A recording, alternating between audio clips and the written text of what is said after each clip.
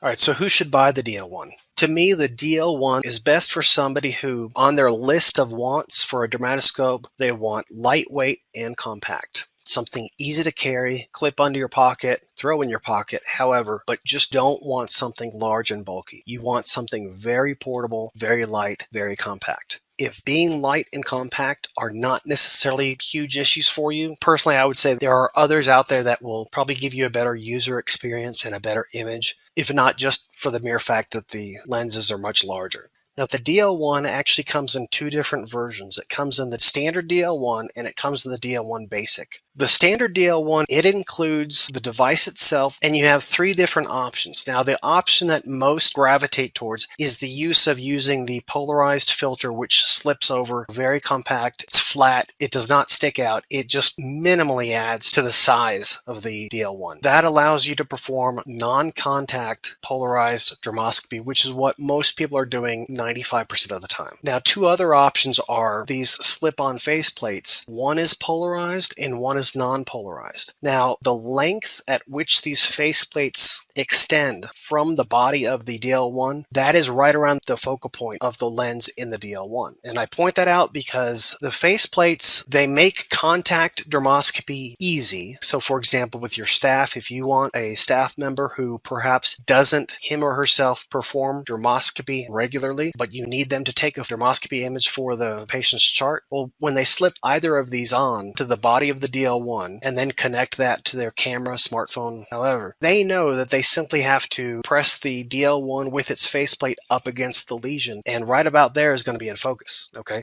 And there are two of these faceplates, one polarized, one non-polarized, and so that's great. Makes it easy, especially for staff to be using it, but it also means that when you're using the faceplates, those faceplates, in order to really work and for the lesion to be in focus, they will be in contact with the patient and the lesion. And so, one of the advantages to non-contact dermoscopy is you don't have that need to worry about contamination and disinfecting your device with every single patient that you see. But when you use these faceplates on the DL1, contact will be involved. So yes, they make it easy. They kind of dummy-proof the system in which staff could slip it over the DL1, and they know it's right around that point to press it onto the lesion, and they're going to be in focus for the imaging if they need to take some pictures. But the downside is that you're in contact. Not a big deal, but they will have to wipe it down with alcohol or disinfect afterwards. But as mentioned, most docs who are using the DL1 for dermoscopy, most of the time, no contact will be involved, and you'll instead be using the simple slip-over polarized filter that does not extend out and does not require contact. So then what is the DL1 Basic? Well, the DL1 Basic is the DL1 device itself with the battery, LEDs, lens, and it includes one polarized faceplate. So it's less expensive because it only includes the one faceplate, but by its very nature, if you buy the DL1 Basic, you are buying what is essentially a contact dermatoscope. Generally speaking, most people nowadays are looking for non-contact dermoscopy for most situations. So again, regular DL1, you've got the DL1 device, slip-on polarized filter, which does not extend out, allows you to perform non-contact dermoscopy. And then you have the two faceplate attachments for contact dermoscopy, one of which is polarized and the other which is not polarized. And you have all the different options with the regular DL1. DL1 Basic, you get the DL1 device plus the one slip-on faceplate with the polarized filter built into it.